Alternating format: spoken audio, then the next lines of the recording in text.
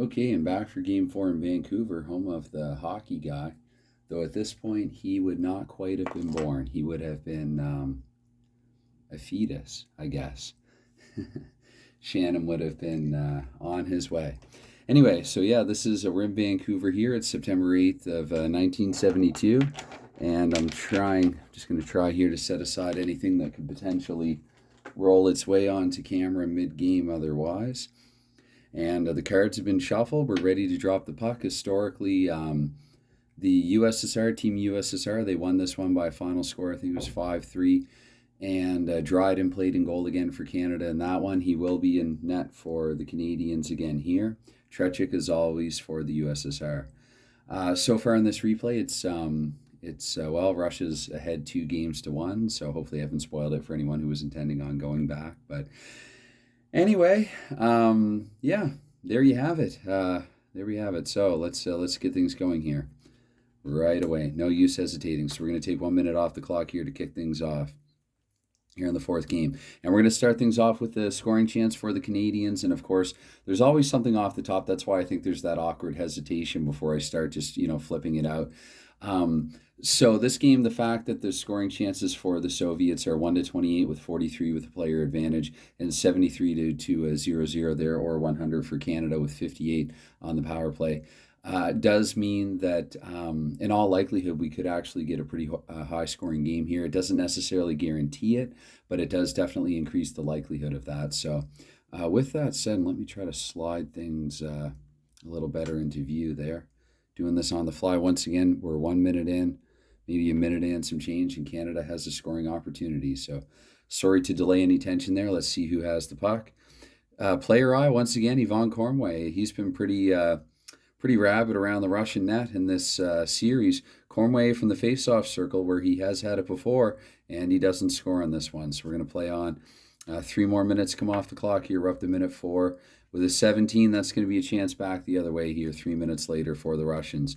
Player J on the Soviet Union is Yuri Lebedev, actually, on the fourth line. I think that's a first for him in this one. Lebedev with it at the blue line, and thank goodness Dryden doesn't surrender an easy goal. I do think that as it's playing out, pulling Esposito for Dryden would have been a pretty logical thing to do anyway, given that Esposito surrendered 6 there in the second game. In the third game. He let in 6 goals last game. So 1 more minute's going to come off the clock here, up to 5 minutes in the first period. With a 25, once again, that's another scoring chance for the USSR. Player A, that's going to be Alex Yakisha, who actually, interestingly, the Russians won game 3 without any contributions from him. He had been quite productive in the first pair of games. So you have Yakishev. Yakishev also has it at the blue line, and also at least either Dryden is able to come up with the save and or the defense is able to box them up. I should also add, it is possible to track shots on goal individually in this game. I elect not to because it is a quick playing, simple game, and so I do try to keep it simple and quick playing. But anyone may be interested in playing it, wondering is there shots on goal? Can you keep shots on goal in this game? The answer is yes, there is a way to do it. So anyway, we're 5 in, and the Russians have had 2 scoring chances. The Canadians have had 1, and we're still scoreless now. We're up to minute 8. In minute 8, actually, it could be a penalty B. It could be a penalty both ways. Historically, Bill Goldsworthy got in some penalty trouble early in the game. We're looking at a Y2 here, 5 and 10. Is there a Y2 player on Team Canada? There is not. And we look for the Russians, and it's a 1-1-5 for fighting. So I assume that to mean there were some skirmishes here, maybe some stuff after the whistle, extracurriculars, and maybe some warnings from the officials. And we're just going to play on, however. So 1 more minute comes off the clock now. We're up to 9th minute of the first period. And that's the 3rd consecutive chance here for the Soviet Union. Player E, Boris Mikhailov, and he has it in the slot. He was pretty productive last game. Dryden with an opportunity here to make a big save. Dryden can save on a 7-9. Let's see what this next flip is. This next flip is an 11, so it's going to be the Russians taking the lead here, opening up the scoring here. Let's get the exact time. We'll take the seconds there. We'll say at 9:54 of the first period. And we're looking at line 3, D2 here. There is no player 6 assist rating, rather. D2, a left defenseman, is Luchenko, so it's going to be Mikhailov from Luchenko here at 9:54 of the first period. There you have it. It's 1-0 for the Soviet Union, and we're going to fast forward 3 more minutes now. With a 28, that's going to be another chance here for the Russians. Player E, once again, Mikhailov, once again, my goodness, he terrorized Canada in Game 3. He's looking to duplicate that here. He has it in the slot once more, and that's going to be another goal. So they're up 2-0, much like in real life. Though in real life they scored a couple times on the power play, but they're up 2-0 here, even strength. I did sort of advertise this could be a pretty high scoring one, so we'll take the seconds there at 12:56, we'll say. So 3 minutes and 2 seconds later, I'm looking at L3D2 once more, and the right wing, that's Mikhailov himself, and left. Yeah, so I guess it's unassisted. It's an unassisted goal. I do want to keep consistent sometimes, and I know some other players do this. I would flip the third card, and sometimes I do it on the power play as well. I flip the third card just to get an appropriate number of assists. I think there were probably about somewhere between 1.6 and 1.7 assists, maybe closer to 1.7 per goal. I'm thinking of 60s hockey now, I think, with about 1.6 assists per goal. So anyway, with that said, you've got 12. I'm not keeping stats too closely anyway, if I'm being honest. But you have, I just want to play at the games here. But you have, goodness, what was I going to say here? Yeah, an unassisted goal at 12:56 there from Mikhailov. So anyway, I'm really going to have to try to find a shorter clip on him so I can get his name. Heard he's been quite prominent here in the past couple. Into the 13th minute now, 84. It's going to be a chance for Canada to get on the board, and it's going to player J. Player J is Paul Henderson. Paul Henderson in the slot this time, and Paul Henderson is going to give the Canadians a little hope here early. Hopeful chances of coming back. That's going to be, I'm going to say at 13:59, so a minute and 3 seconds later. And I'm looking at L2D2 here, R5 on L2D2. No, I'm not seeing any. And the right wing is Ron Ellis. I'm going to say Henderson from Ellis here at 13:59. And we have a 2-1 hockey game. So anyway, I've been talking a lot in this one. I have to try to get this going here a little more quickly. We're up to minute 14 now. Well, the 76, that's once again in Canada's range. I really hope I haven't missed a Canadian scoring chance, because come to think of it, 73 is they haven't had this this high of a scoring chance range yet in the series. So anyway, I'll have to play it back and double check. Apologies if so. There was a little controversy in real life in this game. There's the disallowed goal by Rod Gilbert. But anyway, it's Canada here with a scoring chance. Watch it, P. Gilbert. Player U is Ron Ellis, actually. So the second line getting into it again, much like in real life. And Ron Ellis has the puck in the slot. That's no goal. That's going to be a big save there for Vladislav Trachik to keep the Soviets ahead here by 1. 2 more minutes come off the clock. We're up to minute 16 with a 9, and they're going to use that momentum to get another scoring chance of their own. Player F is Vladimir Petrov there in the third line. Petrov with it in the slot. And Canada falling apart early. The Soviets are going up 3-1 here in Vancouver. Boo. Boo. Okay, so it's 3-1. I did say Petrov had it there in the slot, so goodness, that was his card, right? Petrov. Yeah, player F. Yeah, player F is Petrov. Okay, just, it's good to double check things. I'm going to say here at 16:23, so just over 2 minutes after Canada last scored. And I'm looking at this time L3D2 once again for the assist. Petrov from Blinov, and Petrov himself is the center. So again, just a 1 assist goal here at, what did I say, 13:20, or 16 rather, 16:23. So pretty easy and convenient to go back and check if you can remember a few cards back at least. So we're up to minute 18. Haven't had a penalty yet in this one. In this one here, I'm just flipping for time. It's the first flip in the sequence, so you just take the time off the top of the card. And at 18 minutes, it's going to be Canada here, looking to get back to within 1 again. Player B on Team Canada, Phil Esposito. And one of the storylines of this series is that Esposito has been shut out through 3 games. He's had multiple scoring chances. He's been denied time and again. So let's see Esposito here with a scoring chance once more. And Esposito has it in the slot, where he got most of his 717 career NHL regular season goals anyway. And there you have it. Esposito finally can no longer be denied. Here in Vancouver, Esposito getting ready to make a speech after the game, depending on what happens. And he gets the goal, he gets the towel ready, and there you have it. It's going to be 3-2 here. So I'm looking at L1D1 this time, with Esposito being on the top line. He can assist on his own goal. Probably got a garbage one from the slot, did Esposito. But we have line for the second assist flip. I'll take the time as well, because I forgot to. Again, the time's a little more, I've said this before, but a little more arbitrary. So at 18:39 specifically, it is Phil Esposito. And that line means that Parise and Cornway, his line mates in this particular card, will pick up the helpers. So here at 18:39, we have a 3-2 hockey game. I did advertise a high-scoring one there up front. Let's see if it continues being so. And that's actually going to take us into the 21st minute, meaning into the first minute of intermission. So sometimes I do this for curiosity's sake. There wouldn't have been a chance either way anyway. So there you have it. It's 3-2 USSR after one. I will shuffle these thoroughly, and then I guess I'll turn the camera back on. Okay, and right before I get into the second period, I'm not going to get too much into the numbers specifically, but a couple of storylines. I mentioned the Esposito one, how he'd been kept off the board through 3 games in the series. Another one too, if you go back through the first few games, or if you have seen, seen or heard them already, is that Canada comes on late. It does seem like, I'm not sure if that has no bearing whether or not we're going to get that here, but they again, it's interesting for cards that on paper, quite literally, should be seemingly random, the sort of storylines and trends that can develop.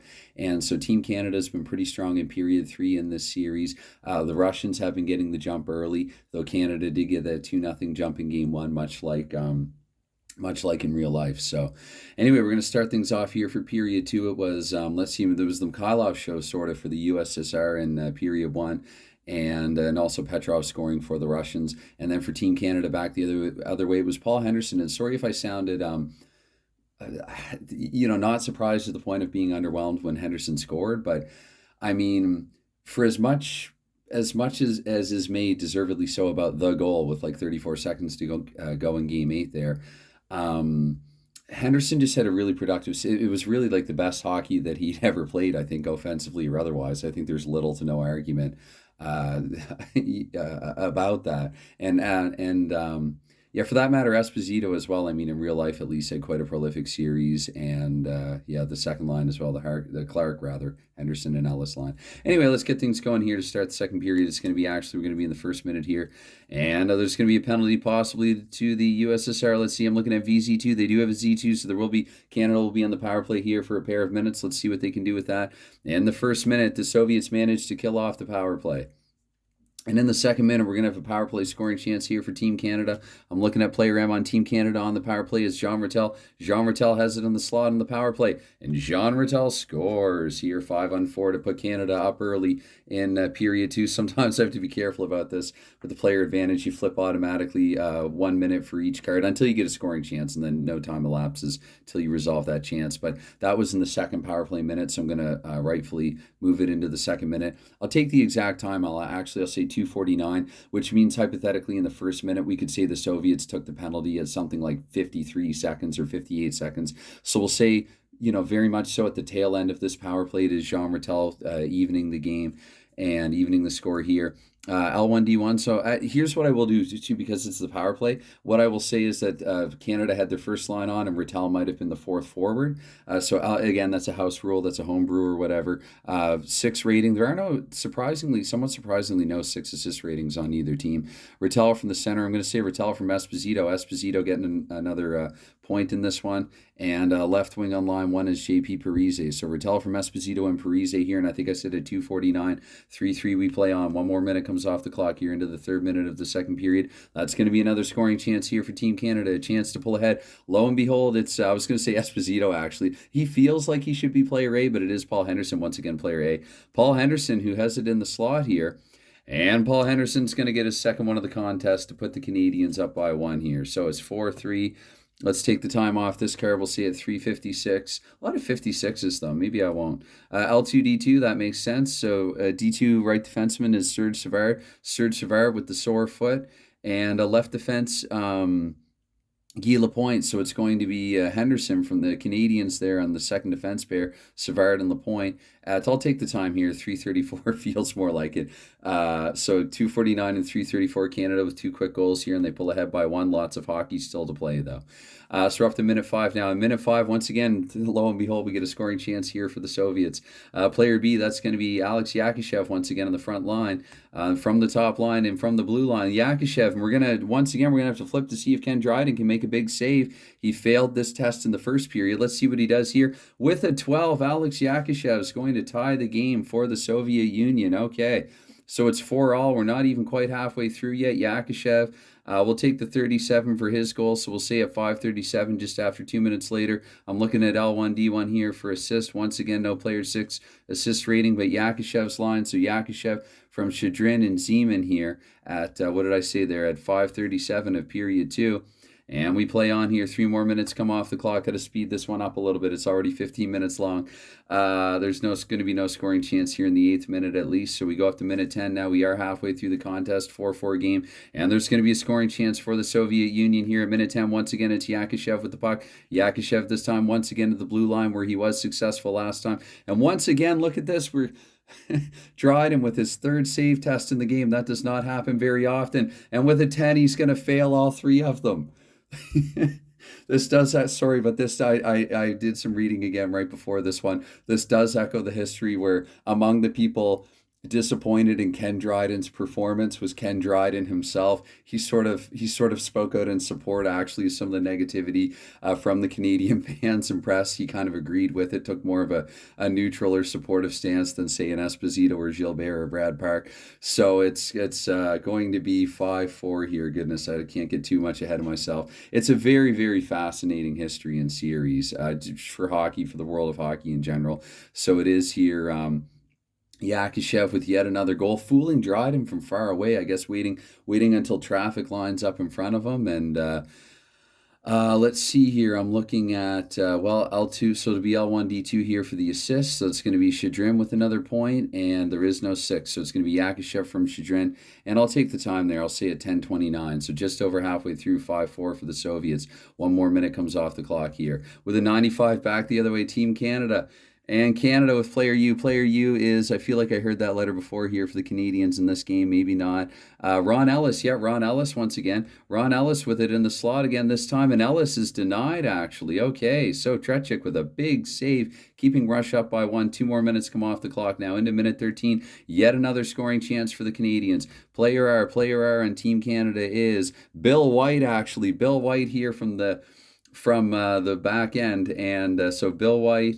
And he has it in the face-off circle, and Bill White does not score from there. So anyway, let's see here. 3 more minutes come off the clock, so we're up to minute 16 now. And that's going to be a chance the other way for USSR, a chance to go up by 2. And once again, it's Yakishev looking for the natural hat trick.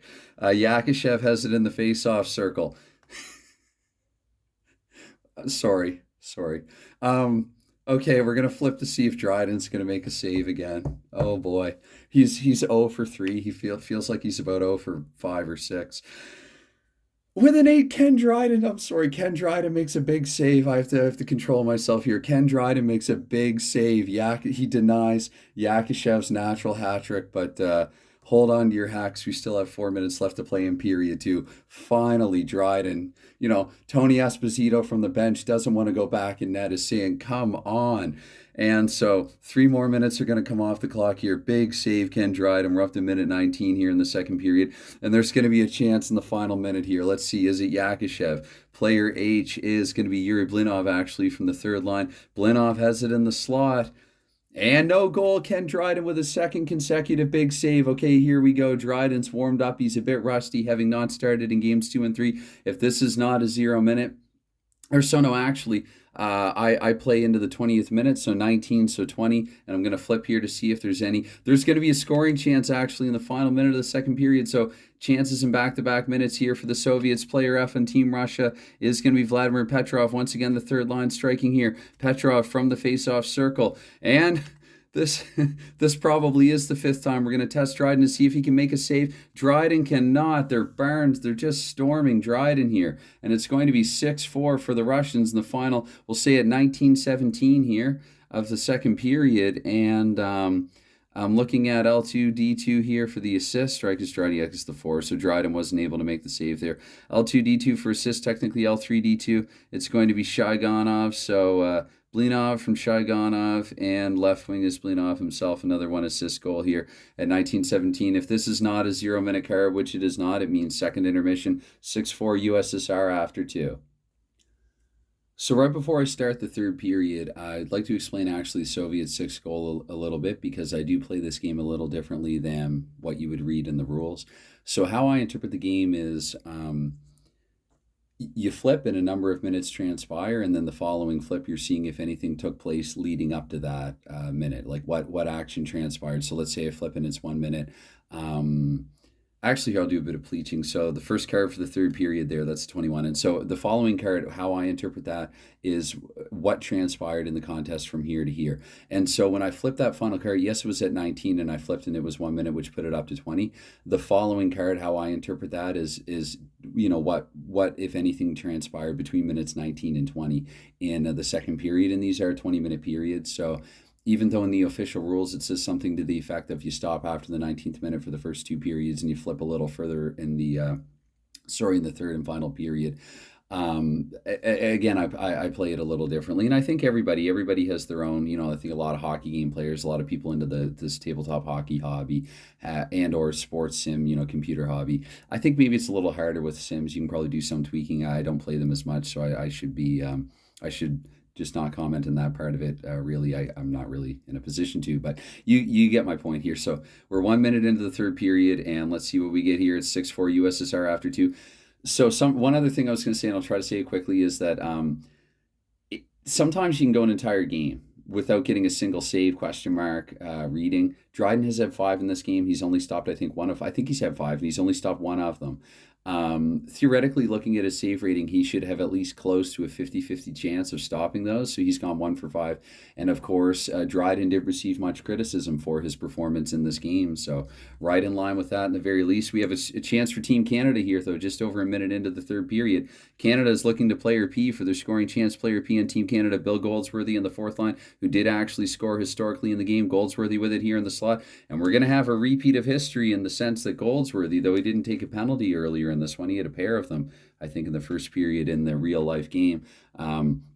Goldsworthy's going to get Canada to within 1 here. I'll take the time off this card here. We'll say a minute 48. It's going to be L4D2, and with the R5 and L4D2, I'm not seeing 1. And then with the center, that's going to be Goldsworthy from Gilbert Perreault here in at 1:48 in the third period. So 1 more minute comes off the clock here. It's 6-5 game now, and it's going to be the Soviets back the other way, just filling the net. Player E for the Russians is Boris Mikhailov in the third line. He's looking for a hat trick, I believe, as well. He has it in the face-off circle. He has a rebound. And on the rebound, 1 left wing. So Mikhailov with the shot, Blinov with the rebound. Dryden, his rebound rating is a 2. He will just barely be able to turn that rebound aside. We flip on here, so 2 more minutes.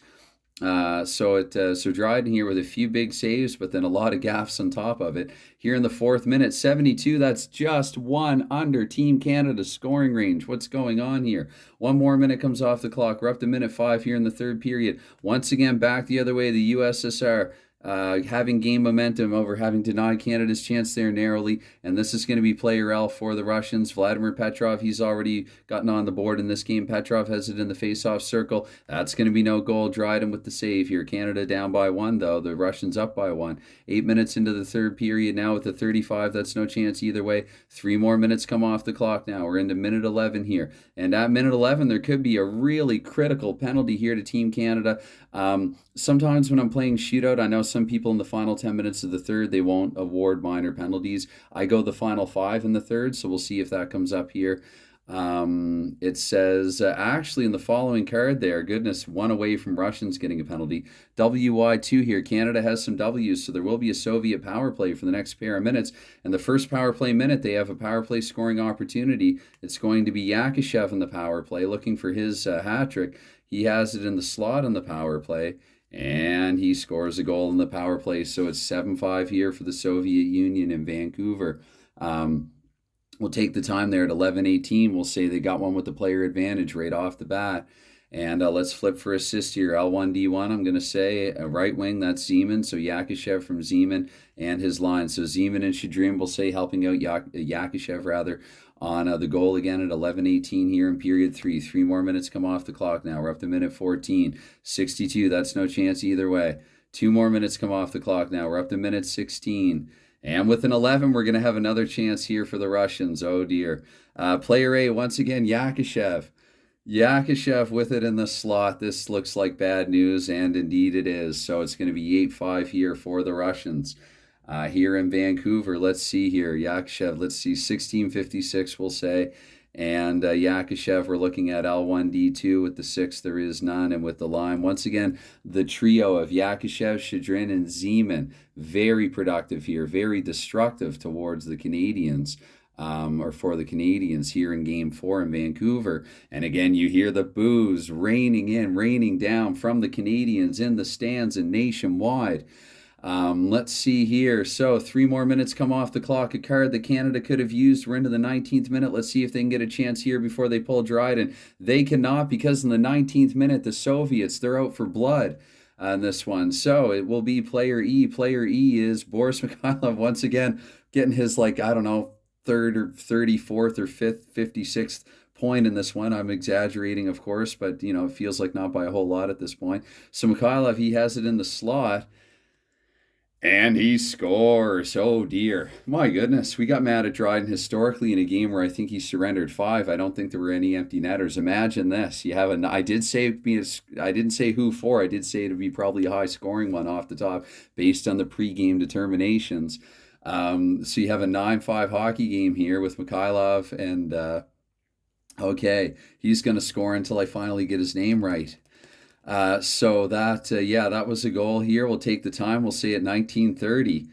And let's see here. L3D1, he does play in the third line. A lot of 6s come up for assists, and there's just no assist rating for that. D1, Liapkin, who had a pair of assists there in Game 3. You don't pull a goalie down by 4. Let's just see. Let's mercifully put this one to an end. So here in the 20th minute, let's see. With the 12, it is possible that I can make these, that I can do the 1 and the 0 and make 10 for this. So here in the final minute, it's going to be player H. Player H. They'd be using the towel in a different way in Vancouver for this one. Blinov with it. Blinov has it in the slot. And I was going to say it's going to be a slaughter if it's a goal. Let's see if Dryden, with a 7, Ken Dryden in frustration swats it away. And that is not a 0-minute card. So there you have it. The final score here in Game 4. A 9-5 drubbing at the hands of the USSR. Canada is down 3-1 in my replay of the Summit Series. Game 3 was close, but they did not pick up the tie in that one like historically. We are going to the Soviet Union with Canada down by a couple of games here. Basically, they'll have to win like every game, more or less, close enough. So one other thing, actually, an announcement of sorts, I guess, if you're listening at this point. I think I deserve a sip of iced coffee after that. So an announcement is that I think now that I'm 4 games into the Summit Series, I think much like in real life, I'm going to take a little break from this and do some other things. I'm going to play some other games in this channel and take a little hiatus from this one. No, not just because Canada's down by 2 games and I'm Canada born and raised, but rather because, again, much like in real life. And honestly, this one too, it's talking to family about this last night. I get a little nervier doing these ones. I don't know why. Something, I guess, just because there's such a history about this one that there's I almost get a little tense. I get a little self-conscious at times. I felt a little better in this one. A really, really good night of sleep and morning of sleep really helped matters in that regard. Today it's long weekend here again. I feel like I've been saying that a lot lately. It's just, how the calendar, how it transpires in the calendar sometimes. So I'm off today, and I thought, even though I just played Game 3 like, I don't know, 12, 14 hours ago, I thought this would be a good chance to get in the 4th game. Speaking of which, one thing I like to add toward the end of videos that I do appreciate any kind of support. Sometimes I just say consideration. Obviously, I'm referring to like liking, commenting, subscribing, all that. It's never necessary. For years, on YouTube, I just would view things as a guest completely anonymously. That's completely cool and understandable as well. If that's what you're doing, I'm not going to tell you how to support me. I appreciate any time given and any consideration given. But I will circle back to the notifications thing, and I will say that because of the time zone differences, especially if you're anywhere in North America, I don't think that my videos are necessarily notifications friendly, because if I do any in the middle of the day here like it is now, it's going to be possibly the middle of the night or the wee AM hours where you are. So I can't necessarily suggest, recommend or even suggest clicking the bell. But once again, anytime any consideration, it's like I like to say, it's never expected, but I mean, it is greatly appreciated. I do see it, I do notice it, and I do greatly appreciate it when it does come up. So, and my wife does too on occasion. She actually mentioned something about it this morning. I haven't actually looked at it since getting up, so I'm going to have to go and take a look.